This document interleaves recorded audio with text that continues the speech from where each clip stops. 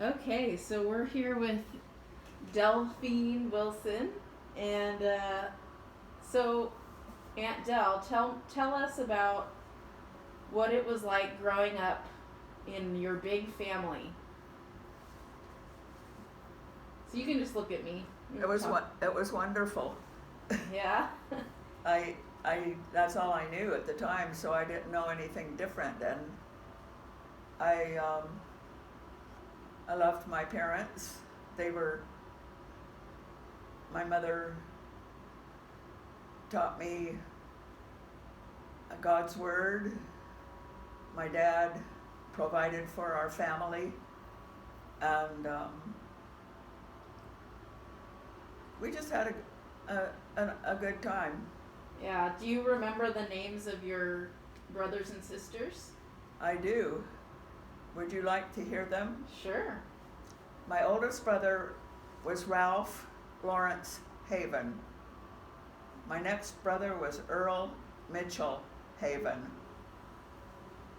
My next child was Bethel Genevieve Haven Gibbons. Louise Alma Haven Warrener. Sarah Jane Haven Pease. John Philip Haven, James Thomas Haven, Eleanor Helen Haven Armstrong, David Frank Haven, and myself, What's your middle name? Marie. Wow, you have a good memory. That's good. So you were the youngest, right? I was the youngest. And did you go to school here in Santa Ana? Did you go to school here in Santa Ana? Yes, I did. I went to elementary school, Lowell School in Santa Ana, Lathrop Junior High School, and Santa Ana High School, Wow. and a couple of semesters at Santa Ana College. Is that as far as you went in college? Yes. Yeah. Did you enjoy your time at school here in Santa Ana? I did. Yeah.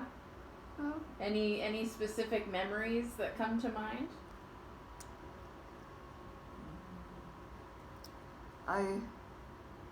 I loved kindergarten, Uh-huh. take a nap on a little cot, and then first grade.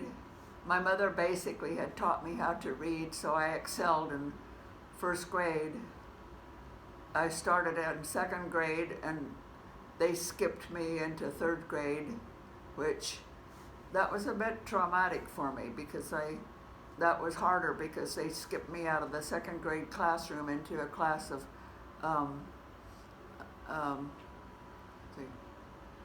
into second and third graders, I think it was, a combined class. Or no, I don't remember. Maybe it was class third and fourth. I think it was a class of third and fourth graders. Okay. Anyhow, eventually I kind of caught up, but my counsel would be, if you're going to skip a child, just put them one grade ahead, period. Was it because you were smart, or? Mainly because I knew how to read, Uh-huh. I believe is why they put me ahead. Okay. And do you remember anything specific about Santa Ana High School? Well, I think it was at least one of the rooms was either on the second or third floor. I don't remember if it was just a 2-story high school or a 3-story high school. And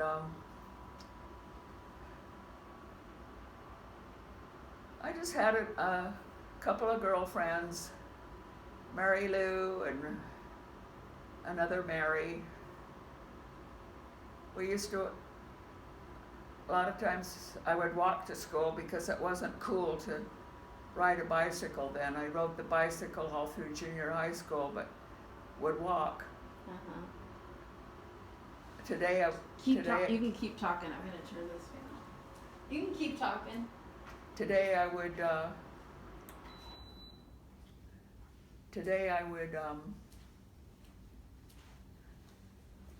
ride my bicycle rather than walk.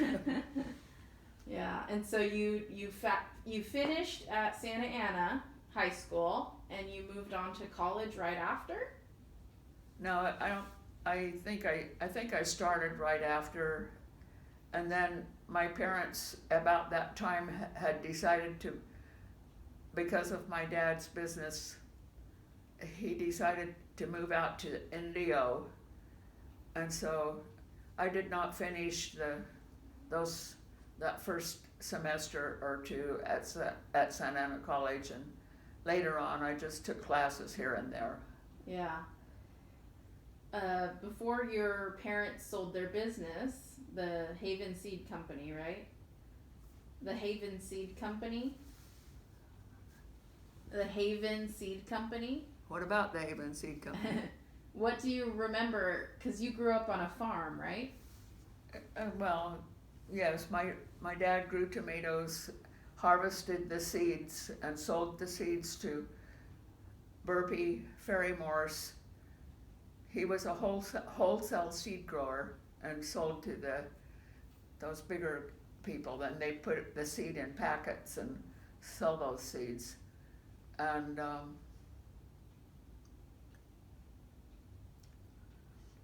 forgot your question.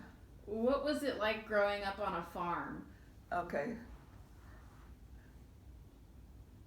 We had a cow, pigs, chickens, 1 or 2 horses. It was very good. That's just how it was, and I didn't really think about it being good or bad, but I think back now and I think it was a very good experience to experience some of those things that a lot of kids have no idea about today. Santa Ana has changed a lot. Indeed it has. I drive by Flower and Ettinger every day to work. The streets your farm was on, yeah, it's different. Yeah, I believe at one time, if I'm thinking correctly, from what people have said, that there were around 50 acres down there. Okay. And when I grew up, right to the right of our house, there was an orange grove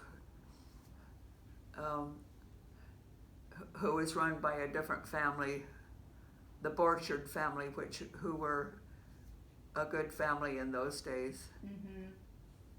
Yeah.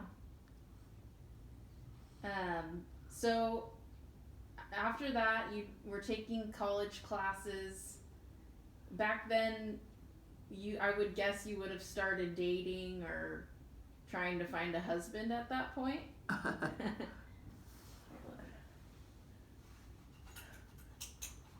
I don't think I was thinking about finding a husband at that point. I think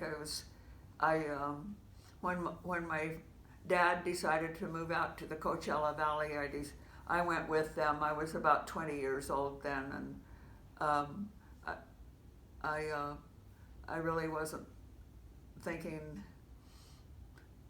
I had not dated very much. I dated my best friend's brother for a little bit, and that was it. And then that was not to be anyhow. So I moved out to the desert, and we attended Trinity Baptist Church out there, and had an excellent pastor, Frank Mercer, who was a graduate of Biola. And that when I was about 25 years old, I decided to come back to Orange County. I got a job as in the county of Orange in the purchasing department as a typist. So during your time in the desert, were you just helping your parents, or were you working? I worked for at Trinity Baptist Church as a church secretary for about a year there.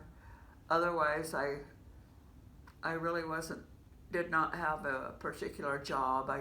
But later on, my mother did not drive, so when my dad was at work at Coachella Valley Pump and Supply, a water well drilling place, I would take my mother around to go grocery shopping or here and there. Uh-huh. So you started, after the desert, you started working for Orange County. Yes, after moving from the desert,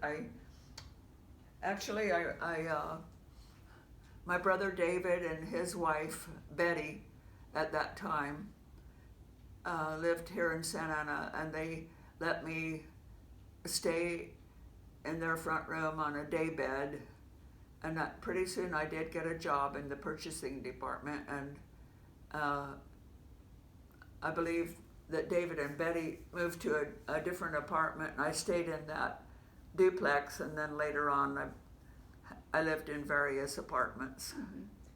So do you remember why you moved back to Orange County? Yeah, I do, because I thought, what is there out here in the desert for me? I really didn't know what to do. Yeah. So did your job at the county end up being your career? Like, did you work for the county forever? I started out in the purchasing department. I worked in the assessor's office for a while. You're stopping. Yeah, I have to stop and think. I worked in. I ended up at the county in the auditor controller's office. I kept track of the county telephone bills and the county copiers, and we had handwritten ledgers at that time. We did not have computers, Mm-hmm. and so our ledgers had to equal. If I was doing the telephone bills, we would batch them up, and each batch had to equal whatever I had posted in those ledgers. They all had to balance out. So you were doing kind of accounts payable and accounting? I just worked in. Actually, I think at that time I started out working for transportation and communications. And I think I'm getting some of my jobs mixed up here. Anyhow. But you stayed with the county, right? Yes, I stayed. I worked with for the county of Orange for around 30 years. Wow. In various departments. A little bit in municipal court. I started out in purchasing. Worked in the auditor's office also. Mm-hmm. And that's all I remember. Did you enjoy your jobs? I did. Most ever the people were very good, and we had break rooms, and it was nice to take a break and chat with the honchos as well as the workers.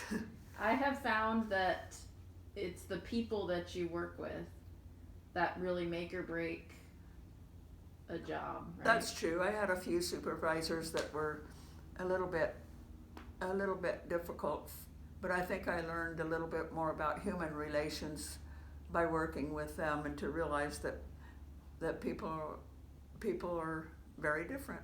Yeah. We're not all alike. So, from what I know about your life, you got married in your 40s, correct? Yes, I married Marcy when I was in my around 40. Did you date anyone in your 30s, 20s, and 30s? I did not do a lot of dating. Once in a while I'd go somewhere with somebody, and a long time ago, actually, I dated my my friend Irene's brother for a while. But I think he had a different goal than I did, and after that, that's when I moved back out to the desert. Okay. With my parents. So, how did you meet Marcy? I worked in personnel records and transportation and communications, and I saw his application and saw that he was single. And I don't know really if we had a formal introduction or anything. We started talking. That was about it. So it said on his application that he was single? Yes. Okay. So you guys just clicked then? Evidently. So do you remember how long between when you met to when you married? I don't remember exactly. I think it was a while. Uh-huh. And how long were you married to Marcy?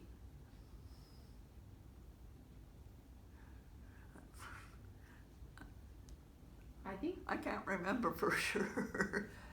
I'd say, 10 years? It wasn't very long, was it? Right? It was a while. I mean, when I married him, I lived in an apartment, and later on we bought a house in Corona, and then he ended up with kidney cancer and died, I believe he was around 49 when he died. Okay. Amy, you're asking me questions that I have to go back to my records to tell you the exact dates. That's okay. That's okay. What did you like about Marcy? What I like about him? Yeah. His sense of humor. Uh-huh. Yeah. Anything else? Yeah. I appreciated the fact that he was, he had a job, and he worked, and I liked his parents, and they were very kind to me, and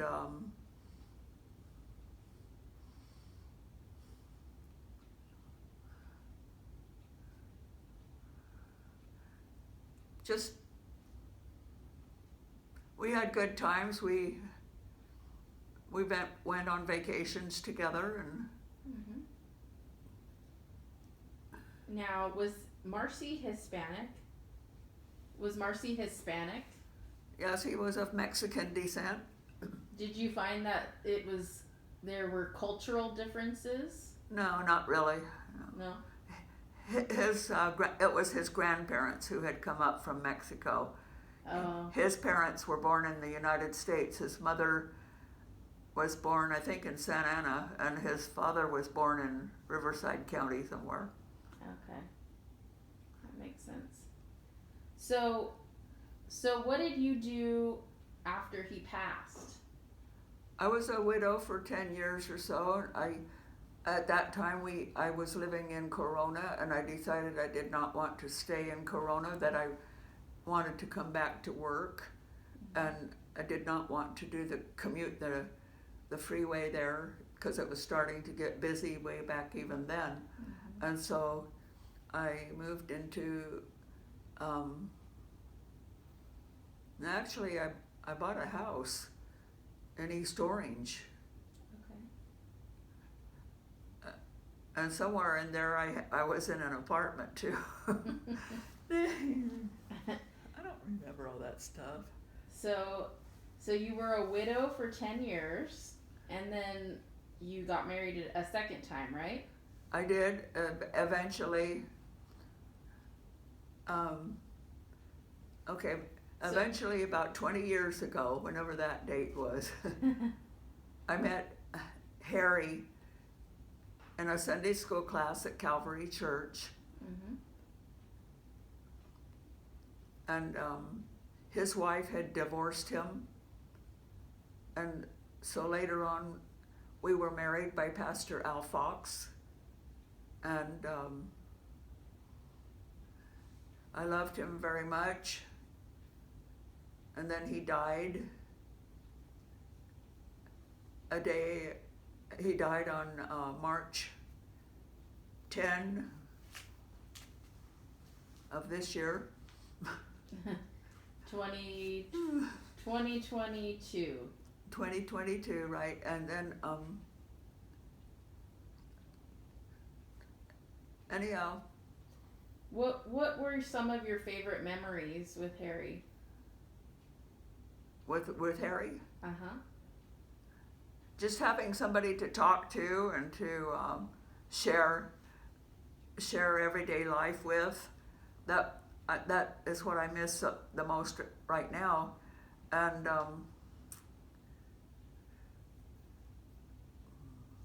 Were you retired for most of your marriage? I don't remember. I don't know. Do you, As I'd have to review some of these dates uh-huh. to really remember. I started working for the County of Orange in don't even remember that. Probably around 65.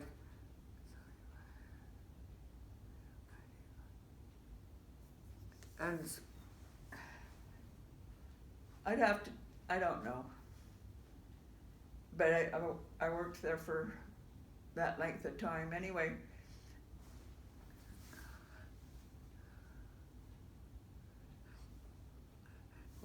Harry was working at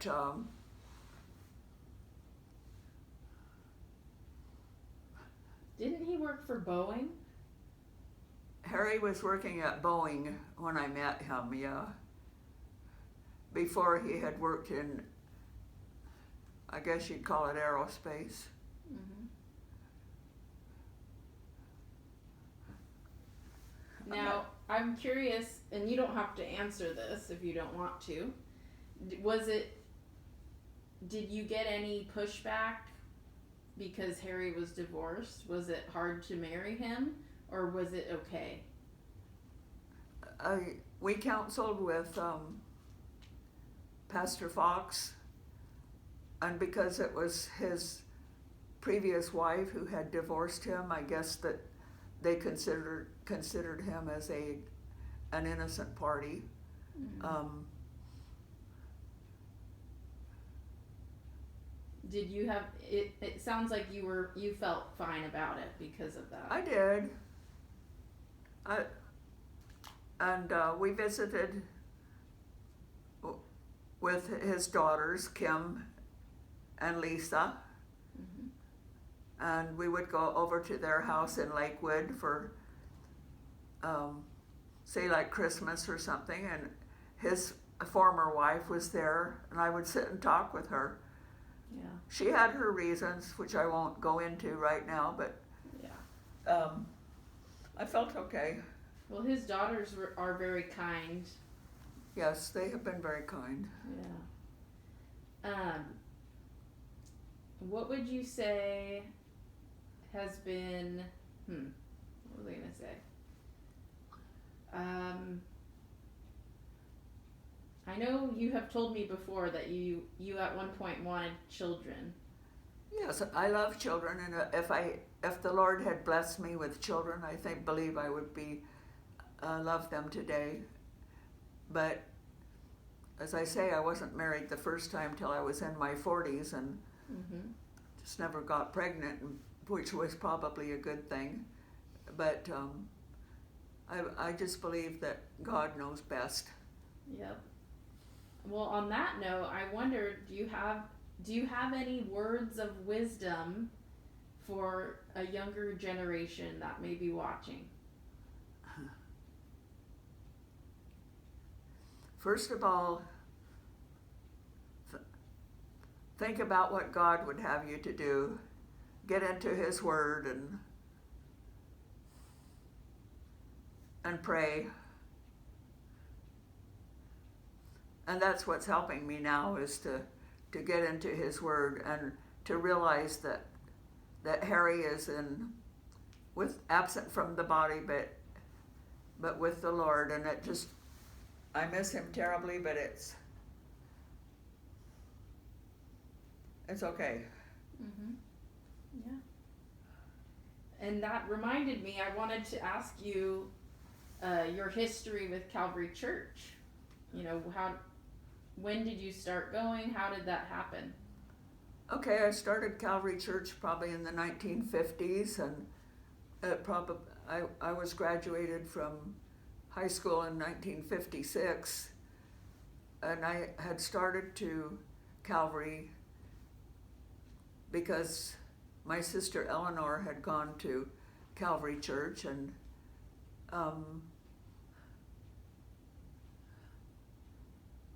I had been in what today would have been considered a pretty liberal church.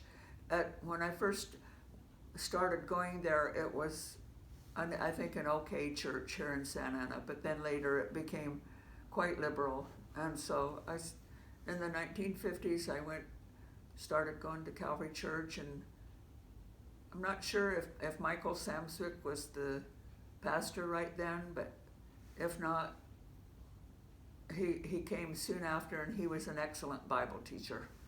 Mm-hmm. Nice. Well, is there anything else you'd like to share or talk about? About Calvary? Anything, or Calvary, or anything. No. Any other words of wisdom? I have just been blessed, and I'm thankful for the provisions that God has blessed me with, and the family I had and still have, and for the scripture that my mother taught me as a young girl. One of the main scriptures I remember is Ephesians 4:32. Be ye kind one to another, tender-hearted, forgiving one another, even as God, for Christ's sake, hath forgiven you. And I just really loved my mother, and I'm hoping to see her in heaven and to sit down and have some good chats with her. That's it. Yeah, love it, love it. That reminded me of another question was, were you close with your parents, being the youngest? Was I what? Close to your parents? Was I close to my marriage? Parents. Your mom and dad. Was I close to my parents? Yeah, I believe I was. Yes, I loved them dearly, and of course I was sad when my mother died. I was very sad when my dad died also. Mm-hmm. But I was blessed with family members, which eased the grief. Yeah. To be able to chat with still sisters and brothers and their families. Mm-hmm. And in fact, I spent a lot of time over at Eleanor and Newt's house and with their kids, and loved it. And you had some brothers that died young, is that right? Yes. John and James, and they were both smokers. My counsel to any young folks would be, don't take up smoking. And I was thinking of George and Earl. Oh, okay, well, let's see. George died in the war. Yeah, George was killed in World War II in 1945 by a sniper, I understand. And Earl was killed in an automobile accident down at Newport Beach. Do you remember finding out about those? Or were you too young? No, I remember I was about 6 years old when I found out that George had died, and I knew that my parents were very sad, and I was very sad too, because I did vaguely remember him. Mm-hmm. And then, yeah, and then I was older when Earl died, and it was a very sad situation. And but today sometimes I talk to my nephew Johnny, who was the son of Earl and Mary, and once in a while I've talked with Carol. I haven't talked that much with Lee, but Johnny lives up in Central California and is looking into being a pastor up there. Cool. So, you know, when your brother George died, do you remember anything different because of the World War? Because of World War II, do you remember having to have rations or anything? right, yes I do. I remember we had ration books, and I remember my dad saying not to shine a flashlight up in the air near the end of the war, when an airplane would be going over, because I think that he was thinking it could be an enemy airplane, because we live not that far from the coast. Mm-hmm. Yeah. All right. Well, that's all the questions I can think of. Good.